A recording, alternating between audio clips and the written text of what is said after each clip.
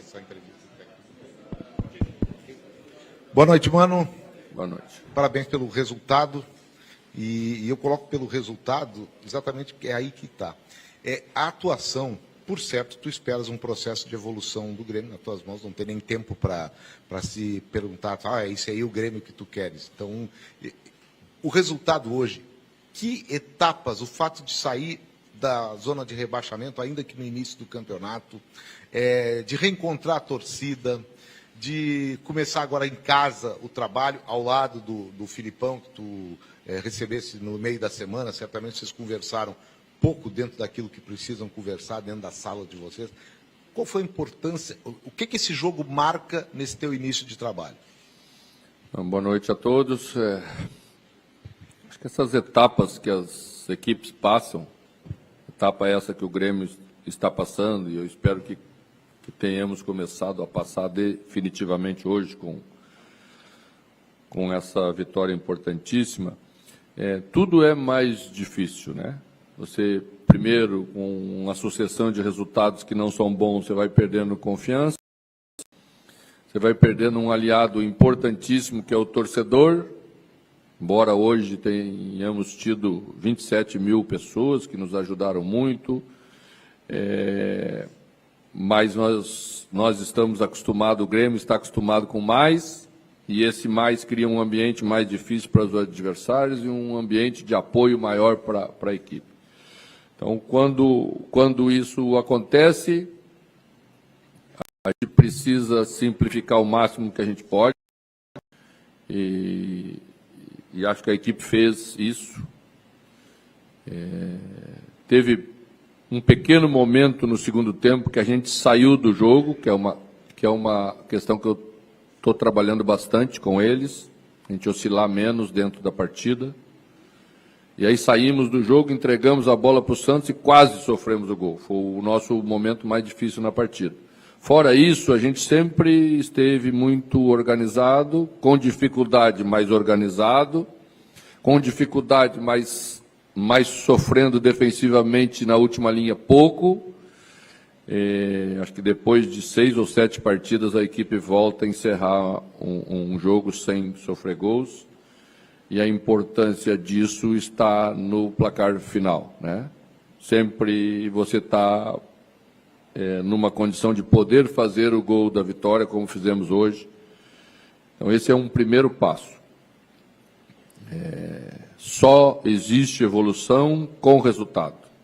Pode-se fazer coisas boas, se o resultado não vem, nunca ele dá essa confiança, essa segurança de que as coisas vão andar para frente. Essa é a maior importância do jogo de hoje, diante do nosso torcedor, sair visualmente da zona, em termos de pontuação, é importante. Isso abre uma condição e uma perspectiva melhores para o futuro. Mano, aqui, boa noite. Muitos falavam sobre o trabalho do Quinteiros, o Quinteiros saiu e aí ficou nítida a dificuldade de elenco do Grêmio mesmo, limitação, desequilíbrio, enfim. Hoje o Grêmio conseguiu a primeira vitória sob seu comando. Esses jogadores, até porque a janela só vai abrir lá em junho, eles podem levar o Grêmio até onde, na sua análise, dentro do seu trabalho? Dá para sair tranquilamente da zona de rebaixamento? Com esse grupo, o torcedor pode se despreocupar em relação a risco de queda? E dentro dessa análise, o que tu espera da direção em relação a contratações quando a janela de fato abrir? Bom, vocês já me conhecem bastante para saber que eu não falo de contratações publicamente, porque acho que não se trata desse assunto publicamente. Esse assunto a gente trata no departamento de futebol, com as pessoas que esse assunto deva ser tratado. Muitas vezes inicia-se um campeonato, olha-se para um grupo de jogadores de uma equipe, jamais se imagina que eles vão disputar para não ser rebaixado. Eu vivi recentemente 2 situações, uma no Corinthians e outra no Fluminense, com um grupo bastante qualificado, jogadores que no ano anterior tinham sido campeões até de Libertadores, mas quando as coisas não começam bem, tudo isso vai para o ralo e ninguém serve. Por que eu falo em organização de equipe, que eu mais acredito, em trabalho? Porque isso devolve aos jogadores essa confiança para eles logo, logo produzirem mais. Não é possível todos produzirem pouco. Tem alguma coisa errada quando todos começam a produzir pouco. E o errado é a ideia. Então, escolhemos uma ideia, trabalhamos com convencimento, o resultado, como hoje, ajuda a convencê-los, porque eles também têm as suas expectativas, eles também têm as suas avaliações, né? E a partir desse convencimento, todos fazem um pouquinho melhor. E se você ganha 10%, 20% a mais de cada um, daqui a pouco você está rendendo como uma equipe como o Grêmio tem que render. Garantia no futebol não existe de nada. Você pode ter vencido a tua vida toda, você pode ser vencedor, você tem que provar de novo, você tem que fazer todo ano, em todos os trabalhos. Isso vale para os jogadores, vale para nós, e nós vamos trabalhar nesse sentido. Tudo bem, mano? Boa noite. Você disse, em um trecho dessa última resposta, que não fala sobre contratações. Mas dos jogadores... Só não falo publicamente. Sim, mas só não fala publicamente. Mas dos atletas que estão aqui, à sua disposição neste momento, teve um jogador que chegou no início do ano e com grande expectativa por parte do torcedor, que é o Cuéllar. Agora você está dando uma sequência para ele como titular. O desempenho dele em si, ele está dentro do que você espera? Ele pode jogar mais até pela sua qualidade? Queria que você falasse um pouco em relação ao Cuéllar. Bom, raramente individualizo, mas como é uma coisa positiva, vou falar. É natural que um jogador que tenha passado o tempo que Cuéllar passou no mundo árabe, quando retorna a um futebol competitivo nosso, vai passar esse primeiro período com um grau de dificuldade grande. Ele ainda teve uma lesão, o que atrasou o processo, né? Então, certamente tem capacidade para render mais. Todos vocês conhecem Cuéllar, é um jogador de seleção colombiana. Então, ele está nesse processo. A gente fez uma minutagem para ele já crescendo um pouquinho mais. Hoje fez o maior tempo dentro de campo, né? E essa condição só vem jogando. E é o que nós estamos fazendo com ele. Mas vai valer para todos, né? Eu acho que Dodge fez 3 jogos muito bem jogados. Camilo hoje entrou muito bem, né? Entra dentro desse processo que eu estou falando, de organização da equipe, para que todos saibam se comportar bem em termos de posicionamento. Um time bem posicionado faz os jogadores crescerem, é isso que nós acreditamos. Vale para Cuéllar também. Boa noite, mano. A pergunta vai muito de encontro com isso, mas não tem a ver com o Cuéllar. A gente falava lá em Salvador sobre a estrutura do time, a importância que tu estava dando para o Edenilson, né, que nessa função importante, que é um cara que talvez não tenha nenhum substituto, ele volta a sentir hoje, sai no intervalo, talvez não jogue, até porque no Brasileiro, né, tomou o cartão, vai estar suspenso, mas tem o confronto da Sula aí. Como projetar esse Grêmio agora? Porque o Edenilson ele fazia uma parte muito importante desse meio-campo, que é bem próprio do que tu estava pensando. Começa o Grêmio a se desenhar dessa forma, partida após partida, e agora tu perde essa peça importante que é o Edenilson. Todos serão importantes, e quando temos uma estrutura bem formada, quando não jogar um, o outro vai entrar, e a expectativa é que produza bem. Alisson entrou bem, é um jogador que dá uma passagem de jogada aguda pela direita, que Edenilson, por característica, não vai dar, mas mesmo assim entendemos que para a primeira parte do jogo era necessário termos uma segurança maior, para não sair atrás no marcador, sabendo o grau de dificuldade que o jogo ia apresentar pelo contexto todo, não só pelo adversário, por nós mesmos, né? Então, penso que com outras características podemos ir variando a equipe sem que ela tenha queda, até pelo contrário, pode se afirmar de outra maneira. Quando estiver mais confiante, vai poder ser mais ofensiva, porque tem que ser mais ofensiva. Então, vamos trabalhar para solucionar de outra maneira. Vamos ter a oportunidade no jogo da Sul-Americana para ver como a equipe se comporta desde o início sem ele. Futebol é assim, as coisas vão se arrumando e às vezes se arrumam de maneira diferente até do que o próprio treinador imagina, e a gente procura respeitar o campo. O campo para nós é muito sagrado. E os jogadores também analisam aquilo que a equipe produz dessa ou daquela maneira, e é isso que nós queremos fazer. Mano, você termina a sua resposta agora falando que o campo precisa ser respeitado. A gente sabe que com pouco tempo de treino fica difícil, às vezes, tu achar algum tipo de solução. E muitas vezes o próprio jogo e o campo, como você disse, acaba achando isso. O que o jogo de hoje deu de respostas para o Mano Menezes e o que dá para se tirar até de mudanças para a próxima partida a partir da vitória hoje? Bom, o caminho que nós escolhemos é ir mexendo pontualmente na equipe. Porque se eu mexo sempre na estrutura da equipe, fica difícil até de mensurar aquele que rendeu melhor ou aquele que não rendeu tão bem. E você não vai a lugar nenhum, né? Então você sabe que eu gosto de trabalhar com uma linha de 4 defensiva bem posicionada. Hoje esteve aí a linha de 4 bem posicionada. Todos cresceram um pouco. Veja que nós enfrentamos hoje um dos maiores dribladores que joga no futebol brasileiro e marcamos bem. Mesmo sendo menino, jogou 70 minutos com cartão amarelo e soube se comportar, porque não é fácil, né? Então tivemos muitas vezes que dobrar, nossos volantes dobraram, nossos extremos dobraram, Edenilson muito no primeiro tempo. Depois, no segundo tempo, fizemos um pouco mais com o Cuejar, para tentar deixar Alisson um pouquinho mais liberado para puxar o ataque. Eu acho isso o caminho que a equipe vai tomando, são as coisas que nós vamos vendo, mas sempre tentando manter ideia, porque sem ideia não se vai a lugar nenhum. Mano, tu chega à tua quarta partida e fica nítido que aos poucos tu vai encontrando soluções, o campo está falando.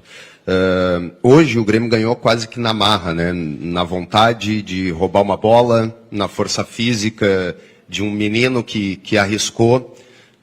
Outro menino que parece estar ajustando a tua defesa é o Serrote, os dois com o DNA gremista, Alisson e Serrote. O quanto que isso faz diferença? Tu daqui a pouco apostar em um menino da base, o que tu precisa passar para ele de confiança? A gente viu a tua conversa com o Serrote para ele segurar, para ele não ser expulso. Eu queria que tu falasse especialmente desses dois jogadores, e para ser justo, já que eu te perguntei nas últimas coletivas em relação ao sistema defensivo, hoje a linha de 4 funcionou. Hoje o Grêmio não vazou por trás. Pode ser também por conta dessa escolha do parceiro do Gemerson ali do lateral? O futebol é um conjunto de fatores, né?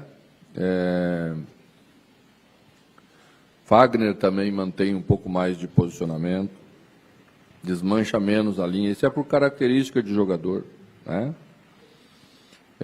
Tem uns que a vida inteira perseguiram mais, eles são assim e a gente sabe que quando eles jogarem, eles vão fazer isso. Aí nós temos que completar a leitura dos outros, né?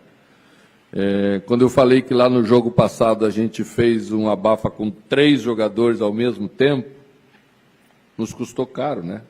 Nos custou caro porque demos um gol para o adversário e daqui a pouco deixamos de escapar um resultado. Então, leituras são coisas importantes e elas vêm da experiência. Não precisa ser velho para ser experiente, precisa só ter vivido situações que te deixam preparado para as situações. Eu sempre trabalhei com jogadores jovens por onde passei, aqui no Grêmio há 20 anos atrás, né? Tivemos essa oportunidade e um clube que tem trabalho de formação e tradição como o Grêmio tem, sempre vai ter jovens jogadores de qualidade para estarem aí. Eles bem acompanhados, às vezes com alguns jogadores com uma rodagem maior, abrevia essa etapa, né? E jogos como esse vão dando o restante da preparação, né? Então, vamos seguir da mesma maneira. Alisson a gente segurou um pouquinho porque estava vindo de uma cirurgia de menisco. Ainda ficou desconfortável um tempo, então quisemos que fosse mais seguro, por isso que nas primeiras não entrou. A gente também não fala tudo, porque não dá para falar tudo, são questões estratégicas que às vezes você não pode entregar para o teu adversário, mas pode confiar, o torcedor pode confiar que a gente vai fazer o melhor para o clube. Nós somos Grêmio até debaixo d'água. E somos mesmo, mano. E eu vou no túnel do tempo contigo, porque tu falou do Estádio Olímpico, dessa loucura que foi viver o Estádio Olímpico, e em várias entrevistas tu falou a respeito, e agora tu volta numa outra condição, mas na arena do Grêmio. É uma outra atmosfera, é um outro ambiente do que era a Zenha. Mas pulsava. E tu sempre ficou muito à vontade para falar do torcedor. Como é que tu viu hoje, qual foi, de estar na arena hoje, como técnico do Grêmio, nesse retorno, e o quanto essa torcida que pulsava no Olímpico vai contribuir contigo também nessa caminhada, já que somos todos Grêmio? O torcedor do Grêmio sempre fez um ambiente muito difícil para os seus adversários, lá e cá, né? Quando se transferiu, provavelmente esse ambiente foi sendo construído de novo, porque é outro lugar, são coisas novas, né? Mas o futebol é assim, que o torcedor consegue entender a necessidade da equipe com uma sensibilidade melhor, né? E ele nunca exigiu coisas extraordinárias, a não ser um comportamento de luta, de entrega, para defender as suas cores, né? E eu acho que isso é o que a gente não pode esquecer nunca. Tem momentos, em determinados jogos, que vamos ter dificuldades técnicas, vamos ter dificuldades táticas, porque o adversário também é muito bom, né? O Santos de hoje, por exemplo, não foi o Santos do meio de semana, né? Foi outro Santos, com Soteldo, com Tassiano, né? Com Roleiser, que veio para dentro e é um jogador de extrema qualidade. Então, assim, mesmo assim, a gente ultrapassa essa dificuldade sempre juntamente com o torcedor. E o que nós estamos conversando muito desde que chegamos é exatamente para que esse comportamento nunca caia. O outro da dificuldade, isso é do jogo, né? E eu tenho certeza que o torcedor, ao ver isso, no próximo jogo ele coloca 10 mil a mais, e depois coloca mais, e voltamos a ser o Grêmio forte na sua casa, que todo mundo teme quando vem aqui visitar. Mano, aqui, tudo bem? Parabéns pela tua primeira vitória no retorno à tua casa, né? Como a gente bem sabe. Entre duas equipes que tinham um desempenho técnico e emocional bem semelhantes para o confronto direto de estarem na zona de rebaixamento, posso dizer que quem venceu foi aquela equipe que teve o perfil emocional e comportamental que tu entendes muito bem, é um dos pioneiros nisso, trabalhado e venceu quem teve isso melhor trabalhado ao longo da semana? É muito difícil falar. O Kleber acaba de assumir o Santos, fez 4 treinamentos, 3 treinamentos e meio, né? E nem tudo se resume a só querer, né? Senão era também fácil. E também quando não se consegue atingir o objetivo, então íamos dizer que não quisemos tanto. Não é assim, né? Existe a questão técnica dos jogadores, o momento que estão atravessando.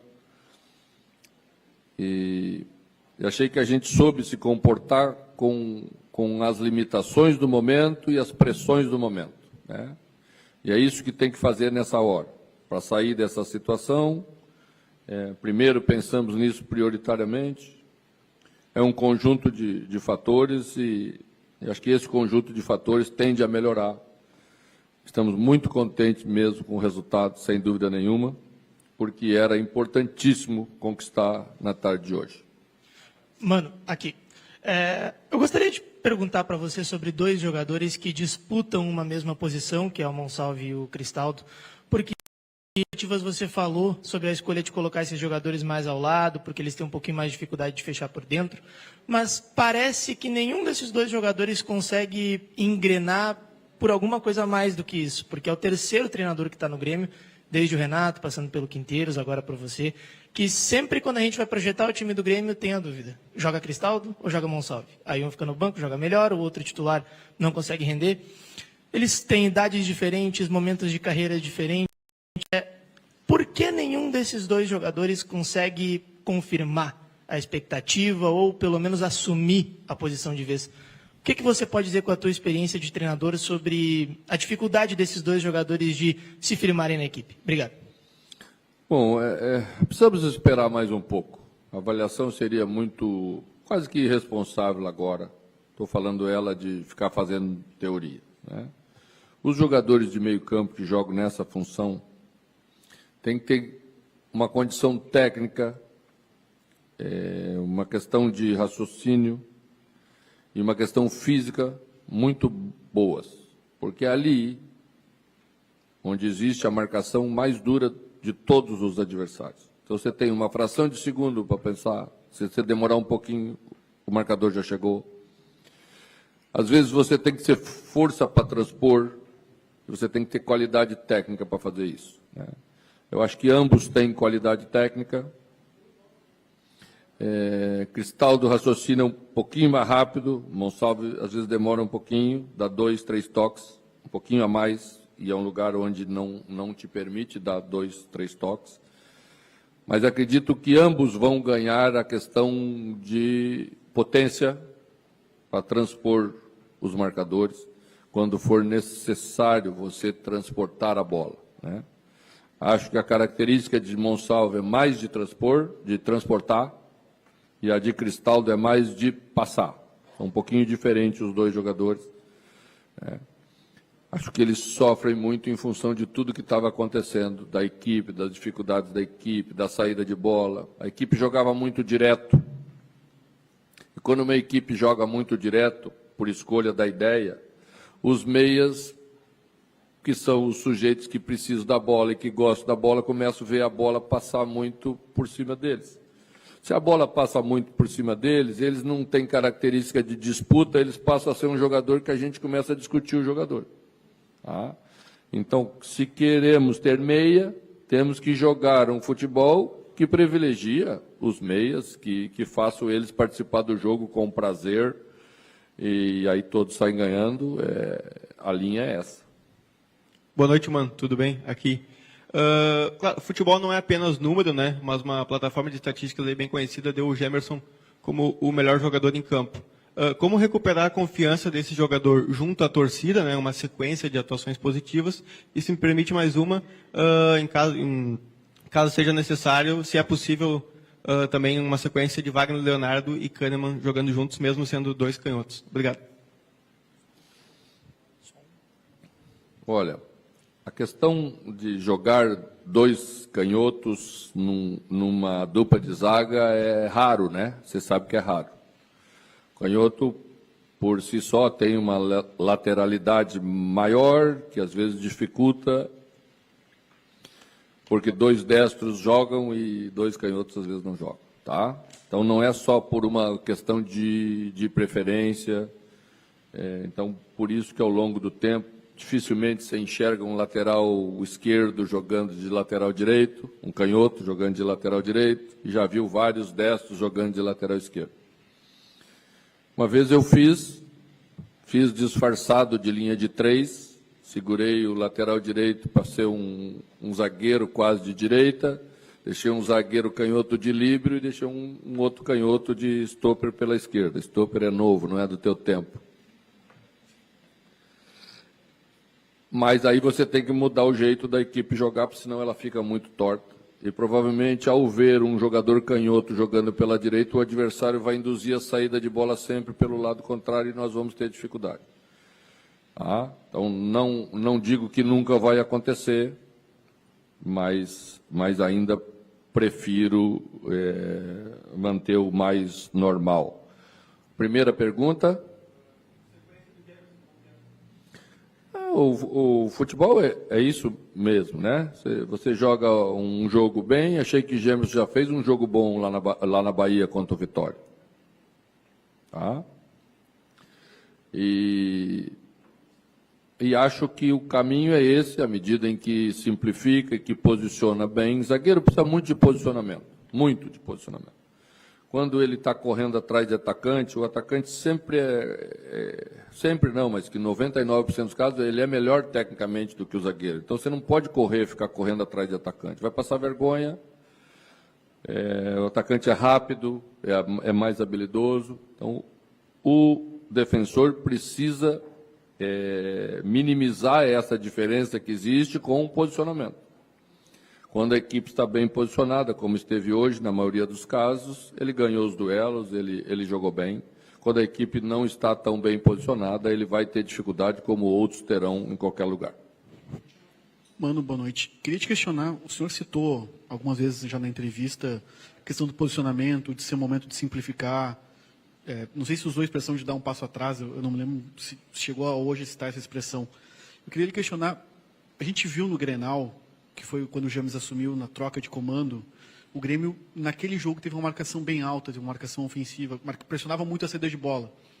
E nos jogos sob teu comando ainda não teve algo parecido com isso. Queria só questionar o senhor se isso é uma ideia de ter realmente jogar sempre com o bloco mais baixo de marcação, esperar um pouco mais o adversário, ou se é uma questão de momento e daqui a pouco, com a evolução, hoje pelo menos na minha opinião, é de que já foi um pouco mais, já pressionou um pouco mais em relação aos outros jogos.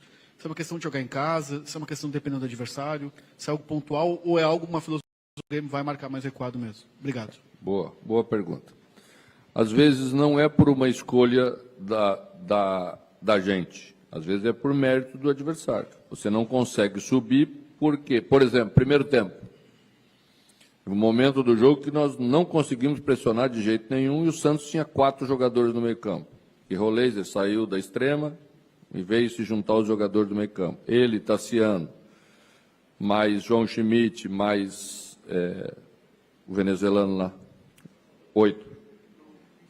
Rincon, sempre tinha um jogador livre. Então, Marlon estava sobrando sem marcação.